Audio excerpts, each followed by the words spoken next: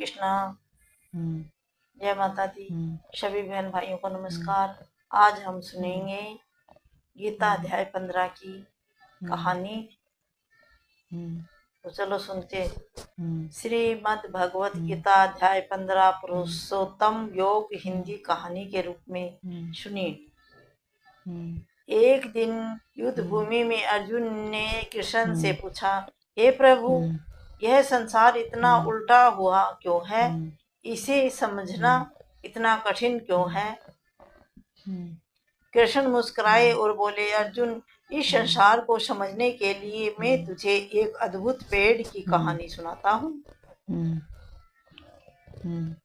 उल्टे पेड़ की रहस्यमय कहानी। श्री कृष्ण बोले, कल्पना करो, एक बहुत बड़ा पेड़ है, लेकिन वह साधारण नहीं है। उसकी जड़ें ऊपर भगवान में है और शाखाएं नीचे संसार में फैली हुई है।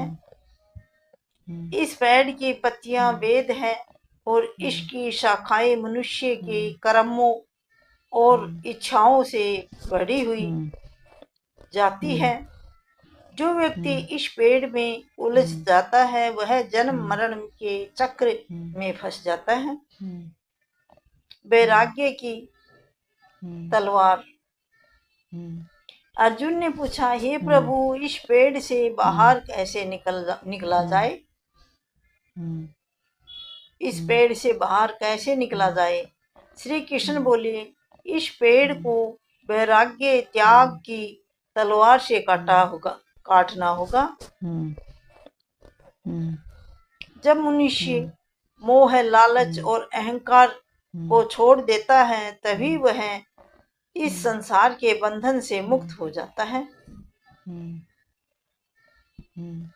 परम धाम की खोज। श्री कृष्ण ने आगे कहा, जब यह पेड़ कट जाता है तब मनुष्य उस स्थान को खोजता है जहाँ से वह फिर कभी वापस नहीं आता। वह है मेरा परम धाम, भगवान का घर। वहाँ न सूर्य की रोशनी की जरूरत है, न चंद्रमा की। वह स्थान स्वयं प्रकाश से भरा है। जीव आत्मा की सच्चाई। फिर कृष्ण बोले, हे अर्जुन, हर मनुष्य की आत्मा मेरा ही अंश है। जब वह शरीर बदलते हैं तो जैसे हवा खुशबू को एक जगह से दूसरी जगह ले जाती है, वैसे ही आत्मा अपने कर्मों के अनुसार नया शरीर ले लेती है।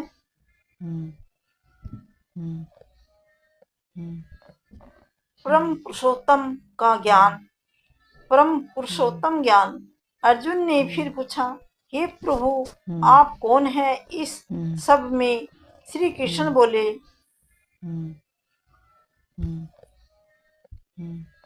मैं ही इस संसार का आधार हूँ। मैं ही क्षर, नक्षर और अक्षर, अविनाशी दोनों से परे हूँ।